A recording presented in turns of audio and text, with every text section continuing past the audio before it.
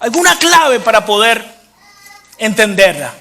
Y a diferencia de los que comemos sancocho, que encontramos esa clave mientras lo vamos probando y comiendo y haciendo esfuerzo, o de los que descifraron la piedra de Rosetta, a Pablo esa clave le llegó a pesar de él, a pesar de sí mismo. Mientras iba camino a perseguir a cristianos hacia Damasco, esa clave lo chocó y lo derribó, lo tumbó, lo hizo ciego para que él pudiera entender y ver. Esa clave es el Evangelio. Para Pablo eso abrió una nueva realidad. Ahora todo tenía sentido. Ahora puedo entender tanto lo que decía Platón como lo que decía Moisés. Ahora puedo entender diferentes tradiciones porque todo se explica en él y por él y para él. Porque el Evangelio es Cristo. Ese que lo tumbó, ese que lo derribó, ese que le cerró los ojos para poder enseñarle la luz, es la clave de todas las cosas. Y entonces Pablo quedó tan maravillado por eso que no hablaba de otra cosa. Toda la teología paulina, y es una teología amplia, es una enseñanza amplia. La mayoría de las cosas y doctrinas de las cuales nosotros hablamos nos vienen de Pablo en el Nuevo Testamento. Todo eso tiene que ver con el Evangelio. Y hoy vamos a predicar sobre el compendio de Pablo de toda su teología. Romanos 1, 16 y 17 es la explicación de Pablo de toda su enseñanza. Todo lo que usted va a ver en Romanos lo va a encontrar ahí. Todo lo que usted va a ver en la carta a los Efesios, en 1 y 2 Tesalonicenses, incluso en cartas pastorales, va a girar en torno a eso que lo tumbó camino a Damasco y que le dio una nueva explicación del mundo. De manera que tenemos una tarea bastante complicada. Y vamos a ver cómo podemos resumirla en esos dos versículos tan cortos, tan resumidos, pero que contienen tanta verdad. Yo lo voy a leer en esta versión, que es la que nosotros usamos tradicionalmente. Esta Biblia la tomé del cuartel. Si es de alguien, no vaya a creer que el pastor le robó su Biblia. Es que yo la tomé porque no tengo esta versión, ¿verdad? Así dice el versículo 16: no me avergüenzo del Evangelio, porque es poder de Dios para la salvación de todo aquel que cree. En primer lugar, para los judíos y también para los que no lo son. Porque en el Evangelio se revela la justicia de Dios, que de principio a fin es por medio de la fe. De tal como está escrito, el justo por la fe vivirá. Vamos a orar, hermanos. Padre Santo, gracias por esta palabra, por esta enseñanza, Señor, que vas a traer, porque es lo que queremos. Queremos que tú seas quien hable a nuestras vidas. Queremos que tú seas quien nos expliques esta verdad tan importante que cambió la vida de Pablo, y a través de Pablo y de su enseñanza cambió la vida de toda aquella iglesia o de todas aquellas iglesias donde él llevó su evangelio. Ha cambiado nuestra vida, incluso aun cuando no lo entendamos bien. Pero el resultado de tu evangelio está en nosotros, aun cuando quizás algunos no podemos explicarlo, Señor. Haz que esta verdad sea recordada en nosotros en el día de hoy, en el nombre de Jesús. Amén. Amén.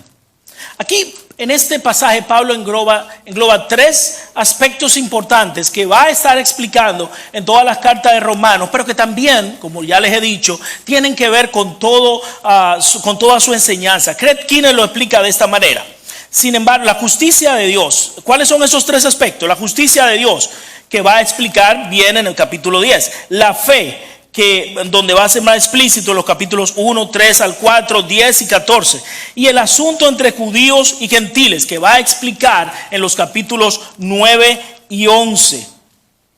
Todo eso es componente de esto que Pablo y que el Nuevo Testamento llama evangelio. Lo bueno es que tenemos todo el año entero y parte del año que viene para ver todas estas cosas en esta serie a los romanos que vamos a estar predicando. Entonces hay tres cosas que yo quiero utilizar para ver si podemos entender estas claves de las que Pablo habla. En primer lugar, entender la clave de la nueva realidad que es el evangelio pasa por entender qué es el evangelio. En segundo lugar, cómo funciona el evangelio. Y en tercer lugar, ¿cuál es la consecuencia? ¿Cuáles son las consecuencias de este evangelio? ¿Qué es? ¿Cómo funciona? ¿Cuál es el resultado? ¿Qué trae como resultado? ¿Cuáles son las consecuencias? Así que en primer lugar, para entender esta nueva realidad, esto que cambió el enfoque y la vida de Pablo, necesitamos entender qué es el evangelio. El primer versículo que leímos, el 17, dice: no me avergüenzo del evangelio, porque es poder de Dios para la salvación de todo aquel que cree. En primer lugar para los judíos y también para los que no lo son. Lo primero que tenemos que entender, y esto es muy importante en toda enseñanza de Pablo y por extensión en toda enseñanza de la Biblia, es que la iniciativa en el evangelio es siempre de Dios. Es Dios quien comienza la acción. Por eso le llama poder. Porque el poder es eso que puede producir cosas. Esa es la definición más rápida de este término dínamos. Es dinamis, es que puede producir algo, que puede hacer alguna cosa. Entonces aquí vemos definición del evangelio en tres términos: el poder de Dios, la justicia de Dios y la confianza que se pone en Dios. Todos los términos están relacionados uno con otro, pero lo que es central en todo esto es que todo tiene que ver con la acción de Dios.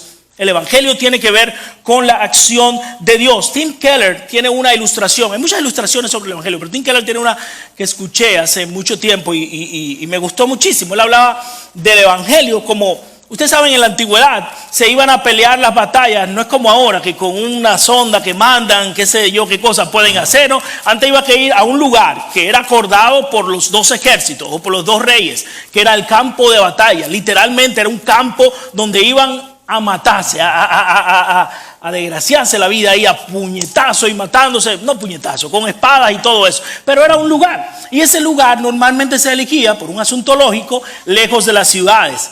Porque nadie quería, yo voy a ganar, pero si pierdo no quiero que estén ahí mismo en la puerta de mi ciudad. Por lo menos quiero tiempo a que pueda ir y decírselo a mi gente: miren, señores, esto se embromó. Así que cada cual busque para dónde correr. Entonces lo hacían en un lugar estratégicamente distantes de las ciudades. Lo que pasa es, según esta ilustración del hermano Keller, que esa persona que era enviada, o sea, había alguien que era encargado de ir y dar la noticia de cómo iba la batalla en el campo de batalla.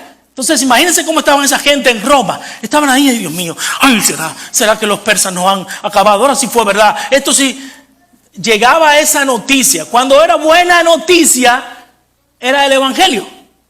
Y cuando esa persona que llevaba esa buena noticia era el evangelista, el que traía. Entonces, ¿cuál era la buena noticia? El César está ganando. Estamos siendo victoriosos. Entonces, ¿qué es el evangelio? Tim Keller explica con esta ilustración. Es esa buena noticia de que nuestro Dios ganó, de que la victoria ya la tenemos. O sea, antes de que llegue el rey, todo lo que nosotros estamos es en ese proceso de victoria, de una victoria que ya ha sido ganada. Entonces, eso es el evangelio en cierta forma. Es esa noticia de que nosotros estamos en el bando ganador. Dios ganó todo lo que necesitaba para hacernos a nosotros parte de su pueblo. Pero también dice este versículo que el evangelio es poder para salvar, lo que quiere decir que hay necesidad de una salvación. Entonces, no se puede entender lo bueno si no está dentro del contexto de lo malo. Si estamos hablando de que nos salva, necesitamos saber de qué es aquello de lo cual nos salva. ¿Qué es lo que está pasando que nosotros necesitamos salvación? El problema principal que nosotros tenemos como seres humanos es el pecado. El pecado es nuestra condenación. En Edén fuimos condenados todos, no solamente Adán y Eva, pero todos fuimos condenados. Y esto es importante para poder entender el evangelio. La condenación no es un asunto futuro solamente. Ya nosotros fuimos condenados.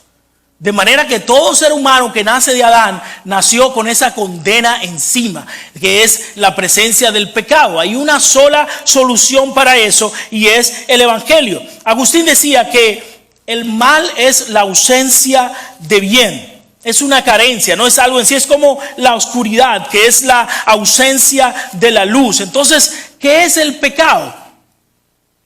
Es no estar apto para estar ante la presencia de Dios. Entonces, si el pecado es que no podemos estar ante la presencia de Dios porque no alcanzamos el nivel que necesitamos para estar, El mayor problema del ser humano es cómo yo puedo llegar a estar a la altura de la aceptación de Dios. En el Antiguo Testamento el Señor nos revela este cómo. Y lo revela a través de la ley. El cumplimiento de la ley era lo que te hacía a ti justo, aceptado delante de Dios. Pero hay un problema. La ley no puede hacerme justo. La ley solo sirve para mostrar que yo no puedo alcanzarla. Está allí solo como un recordatorio de lo que yo no soy apto para estar en la presencia de Dios. De manera que en todo el Antiguo Testamento, y eso es lo que hay en la cabeza de Pablo mientras va camino a Damasco, él conoce toda la ley. Él sabe todos los requisitos y todos los detalles del Antiguo Testamento, pero eso no le cuadra. Falta algo. Porque a final de cuentas, por mucho que hacen y hacen, no pueden estar a la altura de lo que la ley requiere. Porque lo que la ley requiere es estar al nivel de lo que Dios demanda. Así lo dice el pastor Mark Devers. La ley de Dios es la expresión del propio carácter de Dios. Infringir esta ley, vivir de espaldas a ella, es vivir en contra de Dios. De manera que esto presenta un gran problema, porque la ley nos define cuál es el carácter de Dios y cuál de nosotros puede estar a la altura del carácter de Dios. Nadie. Entonces hay algo obvio que la ley y que el Antiguo Testamento nos está presentando. Estamos condenados. ¿Cómo nos salvamos? Estando a la altura de lo que Dios requiere. ¿Cómo hacemos eso? Ahí se tranca el juego. Porque no hay una respuesta, al menos no en la forma en la que estaban viendo el Antiguo Testamento. Y esto es lo que para Pablo es tan trascendental en el Evangelio. Que todas esas dudas y toda esa carga y todo eso que buscaba el pueblo de Israel, de repente tiene una explicación. Es que no teníamos el cuadro completo, nos faltaba esta buena noticia de lo que Dios ha hecho por nosotros. Ese es el Evangelio. Así lo continúa diciendo Max Dever. Hemos cruzado los límites que Dios ha establecido para nuestras vidas. Le hemos contradicho tanto en la letra como en el espíritu de sus instrucciones para nosotros. Y por tanto, no solo nos sentimos culpables, sino que somos culpables delante de Dios. No estamos en conflicto con nosotros mismos. Estamos en conflicto con Dios. Desobedecemos la ley de Dios una y otra vez y lo hacemos porque estamos, como lo afirma Efesios 2, muertos en nuestros delitos y transgresiones. Así que si solo miramos a los requerimientos de la ley, si solo miramos a lo que Pablo conocía, a lo que el pueblo de Israel conocía hasta llegar Cristo, solamente hay esperanza de condenación. Pero así como la piedra de Rosetta Stone estuvo allí por años y nadie la entendió, el Evangelio siempre estuvo presente en la historia de Cristo, en la historia del Antiguo Testamento, en la historia de Dios, en la historia de la salvación. Solo que no estaba la clave para entenderlo. Había profecías. Isaías hablaba de un futuro rey, de un futuro gobernante fuerte, pero también hablaba de alguien que vendría y sería humillado y maltratado. Entonces, ¿qué es esto? O sea, ¿es un fuerte guerrero que va a venir a salvarnos o es un infeliz que va a venir a ser maltratado, incluso humillado por nosotros mismos? No había forma de compaginar todo esto, porque no tenía la clave todavía, porque hacía falta el Evangelio. Y es eso el Evangelio. Es buenas noticias para el pueblo de Dios. Y aquí entra otro de los componentes que está en este versículo y que es central en Pablo. Los judíos tenían claro, por su entendimiento de la palabra de Dios revelada en el Antiguo Testamento, que Dios tenía un pueblo para sí y que su plan caminaba a través de guiar a ese pueblo para sí. Los judíos tenían presente en su cabeza el Éxodo. Todos nosotros conocemos el Éxodo, es otro tema central en la historia de la salvación. En el Éxodo Dios libera a un pueblo. Y en Éxodo 19, justo antes de darle los 10 mandamientos, le dice: ustedes son mi especial tesoro. Ustedes son una nación santa. Yo los he separado. Yo los he separado para mí y lo hago una nación, un pueblo de sacerdotes. De manera que había algo claro. Todavía no estaba todo claro, pero había algunas piezas claras. Otra de esas piezas, además de las consecuencias del pecado y de la ley para recordárnoslo, es que Dios había separado un pueblo para sí. Pero en eso también los judíos se habían quedado cortos. Y ese es un tema que Pablo va a tratar en Romanos. Ya comenzó a tratarlo en las predicaciones anteriores y al principio de este capítulo 1. Y es que si los judíos tenían presente que el pueblo de Dios era solamente Israel y todas las promesas eran para él, en esta nueva visión, en esta nueva realidad, eso va mucho más allá y el evangelio es para todo el mundo. Por eso dice, termina ese primer capítulo, para los judíos y también para los que no lo son, o los gentiles, o el resto que no son judíos. De manera que esta salvación necesita ser una liberación de la maldición de la ley, tiene que ponernos a la altura de lo que Dios quiere, pero también se va a desarrollar a través de un pueblo. ¿Cuál es ese pueblo? Lo que Pablo dice y lo que nos dice el evangelio no es un pueblo que tiene que ver con raza o con lengua o con nación. Es un pueblo que es creado en Cristo y a través de aquellos que Él llama para que sean su familia, a los que le conocieron, a los que escucharon de Él. Les dio la capacidad de ser hechos hijos de Dios. Entonces esta es una nueva realidad del evangelio que hemos aprendido hasta aquí. Es poder de Dios, produce un resultado que es la salvación del hombre, pero no solamente del hombre. Ahora, ¿de qué nos va a salvar? Nos salva del pecado y de la maldición, pero no solamente al hombre judío o a la persona judía, pero a todo aquel que se allegue a Cristo Jesús, a todo aquel que cree en Él. De manera que la salvación es para un pueblo, sí. O sea, no todo el mundo va a ser salvo y eso lo sabemos. Ahora, ese pueblo es redefinido en Pablo como el pueblo de Dios. ¿Qué es el evangelio? Es poder de Dios para salvación de todos. Y eso nos incluye a todos nosotros. Porque necesitábamos esa salvación, como la necesitaban los judíos, como la van a necesitar generaciones que sigan después de nosotros. Porque todo, y eso es algo que van a ver más adelante en unas semanas cuando estemos en el capítulo 3, todos hemos sido condenados. Sin excepción, todos nacimos en Adán y heredamos la muerte de Adán. De manera que ¿de qué nos salva? Nos salva de la condenación del pecado. Ahora, si ya sabemos el problema es que no estamos a la altura de Dios, ¿cómo podemos llegar a estar a la altura de lo que Dios demanda? El siguiente versículo comienza con esta explicación.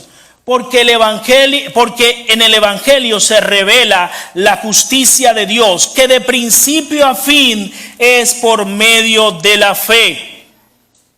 Fíjense que aquí estamos volviendo al punto de la iniciativa de Dios. ¿Cómo vamos a solucionar este problema? ¿Con qué? ¿Con el esfuerzo de nosotros? ¿Con el afán del ser humano? ¿Ni siquiera con intentar cumplir la ley? No, se puede resolver con la justicia que viene de Dios. Y esa justicia solo se puede acceder a ella a través de la fe. Romanos 12:17 dice, fíjense en esta versión de la Nueva Traducción Viviente, esa buena noticia nos revela cómo Dios nos hace justo ante sus ojos. Fíjense cómo Pablo está respondiendo aquí a esa pregunta esencial de la antigüedad. ¿Cómo podemos estar bien delante de Dios? Ya vimos que cumplir la ley no es el camino porque es imposible. Ya vimos que tratar de hacer lo bueno, como tal vez nos diría la iglesia tradicional, la iglesia católica, de reza estos Padres Nuestros, aquello Ave María, aquella procesión, ven a la iglesia. No, eso no funciona porque eso sigue siendo un obrar nuestro. Y lo que Pablo está diciendo aquí, la única manera de estar en buena relación con Dios, que es lo que significa la justicia de Dios aquí, en buena relación con Dios, es a través de la fe. No hay nada que nosotros podamos hacer para alcanzar ese estado en el cual Dios nos diga, oh, qué buen hijo eres, qué bien te has portado, yo quiero darte el premio de la salvación. No, eso no existe, eso no está en la Biblia y eso no es real. Usted y yo lo sabemos porque quizás los otros no lo sepan. Quizás la esposa que está al lado tuyo o tu hijo no lo sepa del todo. Ellos tienen una idea más acabada que nosotros. Pero la realidad es que tú y yo sabemos que somos malos. ¿Ah? Tú y yo sabemos que todo lo que pasa por nuestra mente no es lo correcto, ni siquiera es lo que nos gustaría que esté allí. La realidad del pecado en nuestra vida puede ser negada en diferentes escenarios, pero no ante nosotros mismos. Nosotros mismos sabemos que necesitamos salvación y que no está en nosotros la capacidad de alcanzarla. Lo que el Evangelio está revelando, lo que Pablo está revelando aquí, es la única manera en la que se puede acceder, es poniendo nuestra confianza en lo que Dios ha hecho. De manera más amplia va a explicar, poniendo nuestra confianza en lo que Dios hizo a través de Jesucristo. Así funciona esto del Evangelio. Es lo que significa la palabra, el término justo aquí, que se traduce justo, que aparece 78 veces en el Nuevo Testamento. Lo que significa es estar de acuerdo con la ley de Dios. Lo que el Evangelio está revelando, que estaba allí pero no se veía, es que la forma de estar en una relación correcta con Dios no es, como pensaron los judíos, por medio de las obras, sino por medio de la fe. En Efesios capítulo 2, versículos 8 y 9, Pablo lo dice un poco más claro. Ciertamente la gracia de Dios los ha salvado por medio de la fe. Esta no nació de ustedes, sino que es un don de Dios, ni es resultado de las obras, para que nadie se gloríe. Así que esto no es un asunto. Usted dirá, como dicen tal vez algunos hermanos, incluso hermanos protestantes dentro de la misma línea del Evangelio que nosotros. Yo he escuchado a algunos no entendiendo bien el Evangelio, dicen, bueno, Dios pone la gracia y yo pongo la fe. O sea, en el Evangelio hay una intervención de ambas cosas. Eso es pelagianismo, eso es en cierta forma catolicismo romano. Pero a veces por no entender bien y no leer bien, porque lo dice allí bastante claro, pues se tienen esos conceptos raros. No, Pablo dice solamente por medio de la fe. Ahora, ¿qué es la fe? Un don de Dios. Entonces, yo soy salvo. El instrumento que a través del cual lleva la salvación a mí es la fe. Pero ese instrumento no es mío. Ese instrumento, dice esta versión, no nació de mí, sino que está puesto allí porque Dios lo puso. De manera que sigue siendo la iniciativa de Dios en nuestras vidas. Todos estos son conceptos claves para el Evangelio. Fíjense cómo lo dice en 2 Corintios 5, 16, 19. El apóstol Pablo dice, así que de aquí en adelante nosotros ya no conocemos a nadie desde el punto de vista humano. Y aun si a Cristo lo conocimos desde el punto de vista humano, ya no lo conocemos así. De modo que si alguno está en Cristo, ya es una nueva creación. Atrás ha quedado lo viejo, ahora ya todo es nuevo. Y todo esto proviene de Dios, quien nos reconcilió consigo mismo a través de Cristo y nos dio el ministerio de la reconciliación. Esto quiere decir que en Cristo Dios estaba reconciliando al mundo consigo mismo, sin tomarle en cuenta sus pecados, y que a nosotros nos encargó el misterio de la reconciliación. De manera que, ¿cuál es la solución? ¿Qué es lo que es esta buena noticia? La buena noticia es que la acción para lograr estar a la altura de lo que Dios demanda no está en nosotros, sino está en Cristo. Y a diferencia de Adán, a diferencia de la descendencia de Adán, este nuevo Adán, como Pablo le llama, sí estuvo a la altura de la demanda de Dios, porque era igual a nosotros en cuanto a ser hombre, pero sin pecado. No había en él pecado porque era una nueva creación de Dios. Como lo dijo el ángel a María, lo que está en tu vientre es concebido del Espíritu. No viene de José ni de la descendencia de David en términos humanos. Es una nueva cosa. Es una nueva creación. Sí, es totalmente hombre, pero es un nuevo tipo de hombre. Y este es un hombre que también es Dios, como diría el Calcedonia. También es Dios. De manera que este hombre es el hombre perfecto que estuvo a la altura, se sometió a las pruebas. ¿Ustedes recuerdan Lucas capítulo 3, al final del capítulo 3, en el capítulo 4, Jesucristo es llevado al desierto para ser tentado por Satanás, y allí es sometido a las tentaciones, en cierta forma las mismas tentaciones que fue sometida Eva en el árbol del Edén, pero con una diferencia: este sí aguantó, este sí resistió. En la serpiente no salió contenta y alegre, salió humillada del desierto. Porque este sí fue fiel a los parámetros de Dios, de manera que Él en su obra, en su vida, muerte y resurrección, pudo ganar para sí el estatus de estar a la derecha de Dios el Padre. Y el Evangelio es la buena noticia de que lo hizo por nosotros. Todos nosotros estamos incluidos en Cristo. Y esa es la buena noticia del Evangelio. Así funciona, no a través de la justicia nuestra, como vamos a entender más ampliamente cuando estemos en el capítulo 5 de esta carta a los romanos. No en base a la justicia nuestra. No fuimos hechos justos, sino declarados justos. Porque la justicia nos viene imputada de Cristo. Cuando usted va a un juzgado, yo espero que ninguno hayan ido nunca, ni hayan tenido que estar por ahí. Yo he estado por asuntos de tránsito, no en este país, bueno, aquí también estuve una vez por asuntos de tránsito. Y si está en un juicio y el juez lo declara inocente, usted estará de acuerdo conmigo que eso no quiere decir que usted sea de todo inocente, ¿verdad? No, usted es declarado inocente en cuanto a la acusación que se le está haciendo. Pero no es que usted es de por sí inocente de toda maldad y de todo problema, no.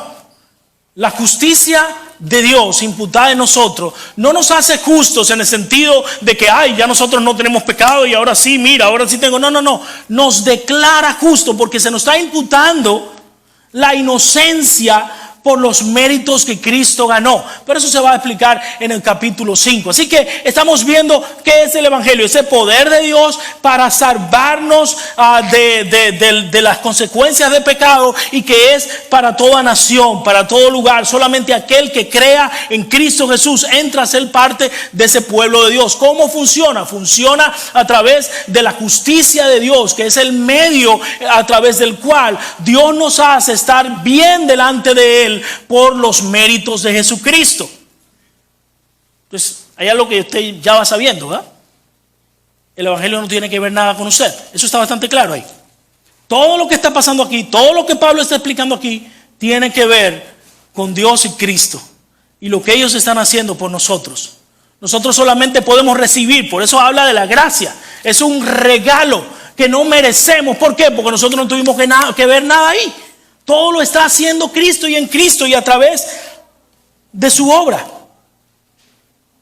Ahora nos dice también este pasaje que esta fe nos acompaña de principio a fin. Así lo dice esta versión. Lo cual se logra de principio a fin por medio de la fe. La fe, dice Douglas J. Moo, cuando es genuina siempre resulta en obediencia. La obediencia, para que agrade a Dios, siempre ha de ir acompañada con la fe. Hay una relación entre fe y fidelidad, y tiene que ver con que esa fe que Dios nos da, recuerden que es un don de Dios, nos va a hacer querer en Cristo. Pero hay otra parte de esa fe que Pablo está implicando aquí también nos va a llevar a ser fieles a Cristo. Por eso es que mucha gente se confunde, incluso hasta Lutero se confundió entre lo que dice Santiago y lo que dice Pablo, pero no están hablando de cosas distintas, simplemente están tomando perspectiva. Pablo no está diciendo aquí que ya tienes fe y ya no tienes ningún problema. No, Pablo dice que esa fe es también fidelidad a Dios. Esa fe nos capacita para vivir una vida que le agrade a Dios. Por eso es de principio a fin a través de la fe. No es que comienzo con fe. Oigan esto, porque esto también lo dicen los católicos y a veces se nos ha enseñado en la iglesia evangélica. No es que comienzo por fe y me mantengo por mi buen comportamiento. No es que comience por fe en el don de Dios y me mantengo por los Ave María que rece, o porque vaya a la iglesia, o porque en una iglesia de prosperidad dé mi dinero, siempre pague mi diezmo, o porque en una iglesia que resalte mucho el carácter, yo soy un buen cristiano y voto a tal partido y hago las cosas de tal forma y tengo mi cara siempre seria y no hago chistes porque yo soy un buen cristiano. No, nada de esto tiene que ver. No hay nada que tú puedas hacer para entrar en el regalo del Evangelio, pero tampoco para mantenerte en él de principio a fin. Es la fe obrando en tu vida. Es la fe obrando, porque esa fe te da la capacidad. Pablo le va a explicar a Gálatas lo que es vivir la vida en el Espíritu. Esa fe te da la capacidad para vivir a la altura de un siervo de Dios. De manera que Pablo va a decir aquí también en este pasaje, lo va a decir también en Gálatas, no hay excusa para que sigamos viviendo como pecadores. Les va a decir a los romanos, ustedes no pueden andar por ahí como que ustedes son esclavos de pecado, porque ustedes no son esclavos de pecado. Si un cristiano no puede andar por ahí, ay, yo soy cristiano, pero es que, ay, es que yo soy tan débil que todo el tiempo no puedo con esto. Ay, es que yo soy cristiano, pero me gusta hacer esto y aquello que yo sé que no agrada a Dios. No, mire. Usted no tiene excusa para eso, porque el evangelio que lo salvó le da la capacidad para vivir de la forma en la que Dios manda. El apóstol Pedro dice, todas las cosas, dice Pedro, concernientes a la vida y a la piedad, nos han sido dadas en Jesucristo. De manera que usted no tiene que andar por ahí viviendo como un derrotado del pecado todo el tiempo y que no puede vivir una vida. No, usted sí puede. Pero amerita que crea en esta fe, que crea en este Señor y en lo que Él hizo y que viva a la altura, porque usted puede, tiene el Espíritu Santo de Dios en usted para poder lograrlo. Así que Pablo está aclarando esto a los hermanos de Roma. De principio a fin, esta fe es un trabajo de Dios. Ok, ¿qué es la fe? Poder de Dios para salvación del pecado, de los que creen en Dios, para todo el mundo, ¿verdad? Para todo el que cree en Él. ¿Cómo se lleva a cabo el evangelio? Perdón, es el evangelio que hablo.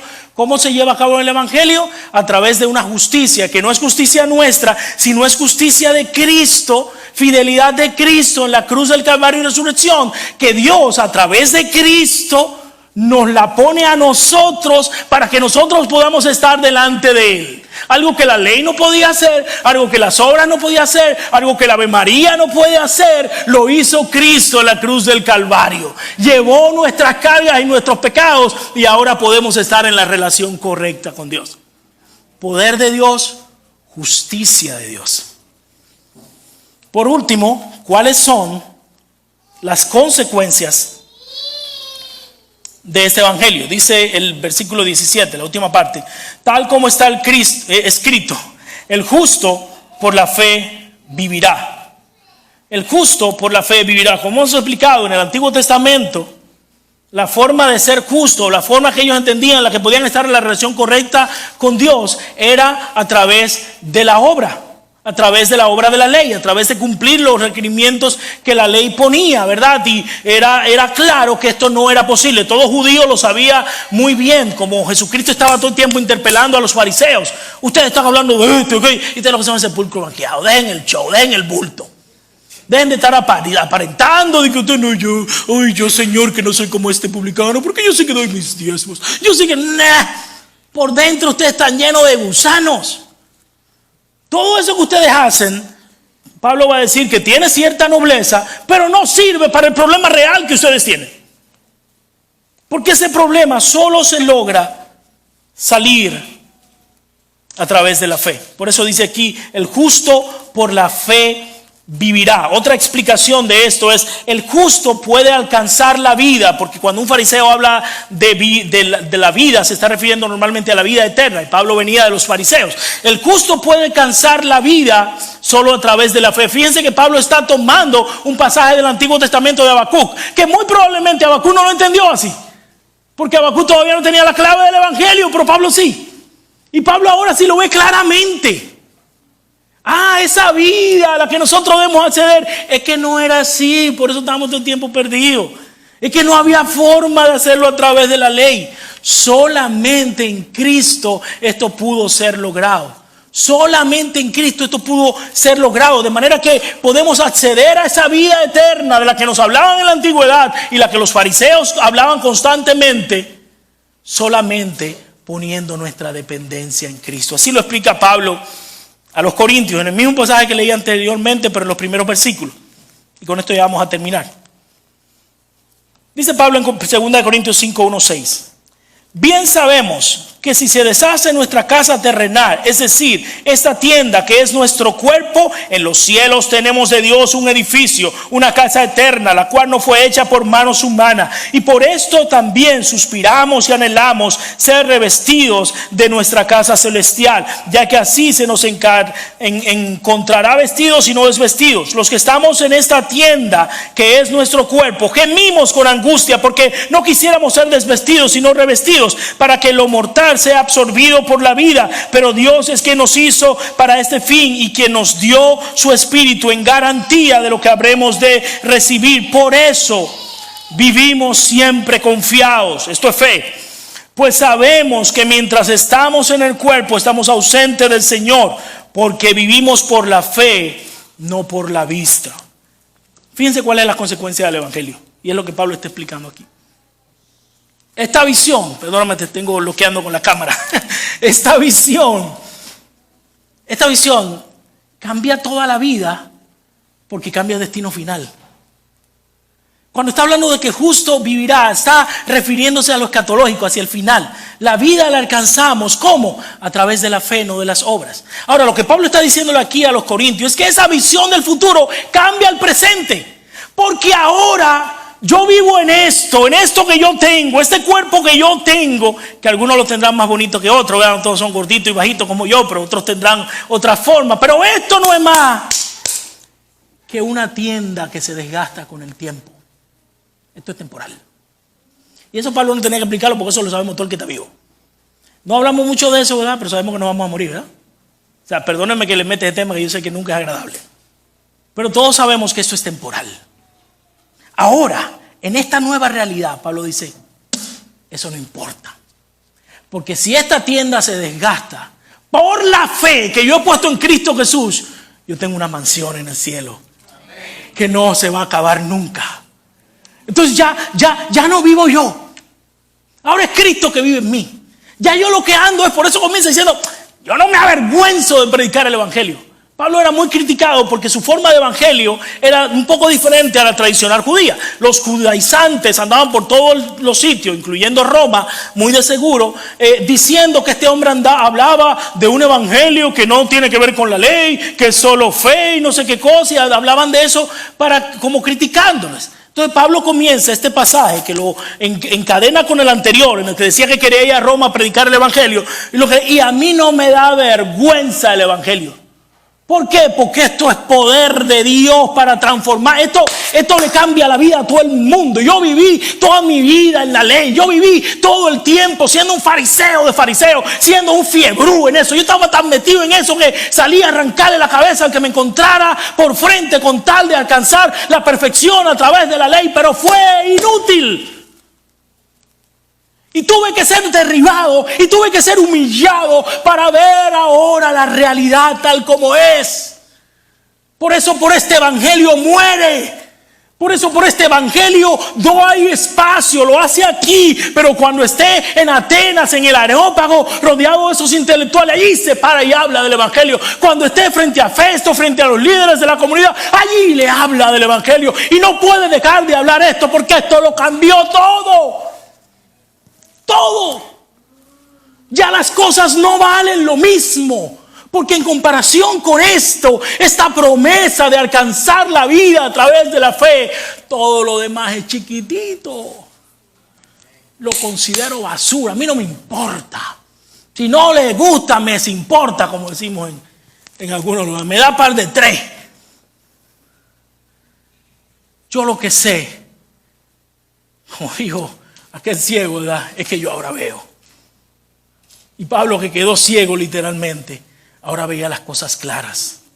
Y eso es tan importante, porque la vida de muchos de nosotros no ha dado ese cambio radical porque no hemos meditado sobre el poder de este evangelio. Porque no nos hemos puesto a ver lo radicalmente que esto ha cambiado la realidad. El sueño americano no es la aspiración de mi vida. El conseguir dinero, el cambiar la troca, el conseguir una nueva casa, el buscar una mejor ropita que me haga ver bonito y todo eso, eso no es importante. Pues yo ya lo tengo todo. Y teniéndolo todo, no me falta nada. De manera que el evangelio es más que teoría. El evangelio tiene que cambiar la vida. Y si no te ha cambiado la vida, es porque no lo estás entendiendo. Y por eso es que Pablo se lo está repitiendo a esta iglesia, a la que no había conocido. Ustedes están peleándose entre judíos y gentiles. Señores, pero si ustedes entienden esto, ustedes van a ver que están peleando por bobería. Le va a decir lo mismo a los corintios. ¿Qué es lo que ustedes están peleando? ¿Por quién come carne? Eso no importa, por el amor de Dios, eso no importa. Si ustedes entienden de qué trata este evangelio, todas esas cosas son secundarias. Lo bueno del evangelio, como el sancocho, es que aunque tú no lo entiendas, tú lo disfrutas. Y tal vez tú no puedes explicar todos estos términos, no vas a saber lo que significa en griego, la raíz que tiene. Pero si tú estás aquí y tú has entregado tu vida a Jesucristo, tú estás disfrutando todo esto como el que mejor lo sepa. La hermana Ibe cocina su sancocho y ella sabe cómo lo hace. Yo sé que está bueno y me lo como. Y lo disfruto tanto como ella. Ahora, si tú estás aquí y no has conocido a Cristo, entonces te estás perdiendo de todo esto.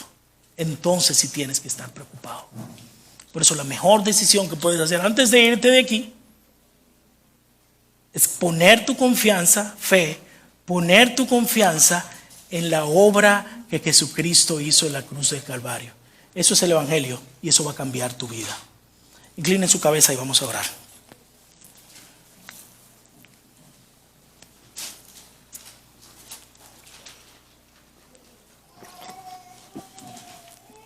Gracias, Señor, porque todo lo que tenemos en ti es mucho más de todo lo que merecemos.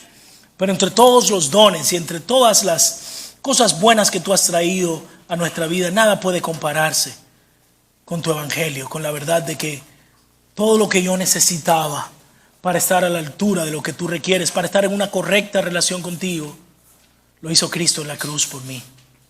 Y así como esto cambió la vida de Pablo, así como esto cambió la vida de sus hermanos en Roma, que cambie nuestras vidas, Señor. Que profundicemos más en ello para disfrutar más y para crecer más en ti, Señor. Ese es el deseo de nuestros corazones. En el nombre de Jesús. Amén. Amén.